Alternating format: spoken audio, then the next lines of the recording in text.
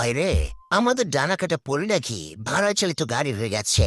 না মানে নাগরিক টিভির বার্তা প্রধান ডানাকাটা পরির ইজ্জতের মায়ের বাপ পাকিস্তান করে ছেড়ে দিছে।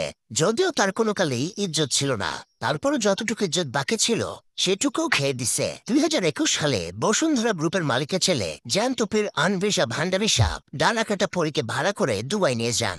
সেখানে গিয়ে তারা ভরপেট খাওয়া দাওয়া করেন।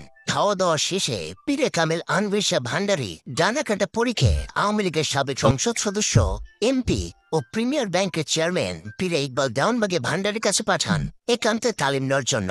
সেখানেও তারা ভরপেট খাওয়া দাওয়া করে। পীরে ইকবাল দেওয়ানবাগে ভান্ডারী খাওয়া দাওয়া শেষে চিপ্তুর ঢেকুর তুলে ডানাকাটা পরীকে সাপ্লাই দেন মানবতার আম্মু শেখ হাসিনা সাবেক মেয়ের জামাই পীরে খন্দকার মাসরুর হোসেন ভান্ডারীর কাছে।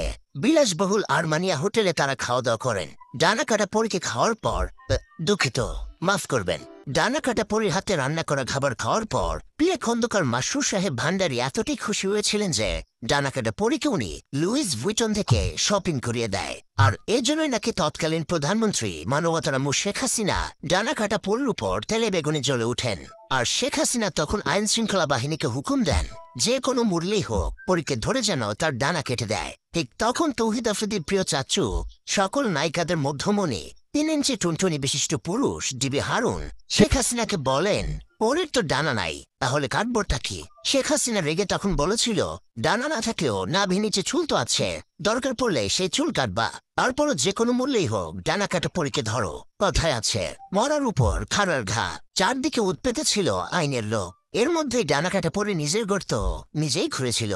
নাইট ক্লাবে গিয়ে লাল পানি সেবন করে ডানাকাটা পরি ব্যবসায়ী নাসির হোসেনকে মারধর করে, যার ফলশ্রুতিতে ডানাকাটা পরীকে পুলিশ গ্রেফতার করে 7 দিন সিদ্ধ ডিম থেরাপি দেয়। কিন্তু এতে ডানাকাটা পরীর কিছুই হয় না। যে জায়গা সুয়েজ খাল হয়ে গিয়েছে, যার ভিতরে টাইটানিক জাহাজও ডুবে গেছে, সে জায়গা দিয়ে সামান্য ডিম দিলে কি আর হবে? সবাইকে মধ্যম আঙ্গুল দেখিয়ে 27 দিন পর জামিনে জেল থেকে মুক্তি পান ডানাকাটা পরী। জেল থেকে বের হয়ে ডানাকাটা পরী লুঙ্গি পরে লুঙ্গি ডান্স দেন, জাতিকে বুঝিয়ে দেন পরী কি জিনিস। সেই মামলা তদন্তে যে পুলিশ কর্মকর্তা ছিল, ডানাকাটা পরী তার রূপের আগুনে সেই পুলিশকেও বশ করে ফেলে এবং সেই পুলিশ কর্মকর্তাকে ডানাকাটা পরী খুলে সব খাওয়ান, মানে বক্স থেকে কেক খুলে সেটা খাওয়ান আর কি। আর ঠিক এটা ডিবি হারুন সহ্য করতে পারেননি। উনি দাবি করেন উনাকেও খাওয়াতে হবে, আর শুধু খাওয়ালে হবে না, তার সাথে ডানাকাটা পরীর প্রতিদিন মাঝরাতে ইমো ফ্রিল্যান্সিংও করতে হবে। বাধ্য হয়ে ডানাকাটা পরী সেটাও করেন এবং সময়ের অপেক্ষায় থেকে বুঝে কূপ মারেন। ধারণা করা হয় হাউন আঙ্কেল থেকে রাতারাতি টুনটুনি হারুন হয়ে যাবার পিছনে ডানাকাটা পরী দায়ী। 3 ইঞ্চি টুনটুনি দেখানোর ভিডিও নাকি ডানাকাটা পরী ভাইরাল করেন। আমার বন্ধু কেরামতে মতে ডানাকাটা পরী এটা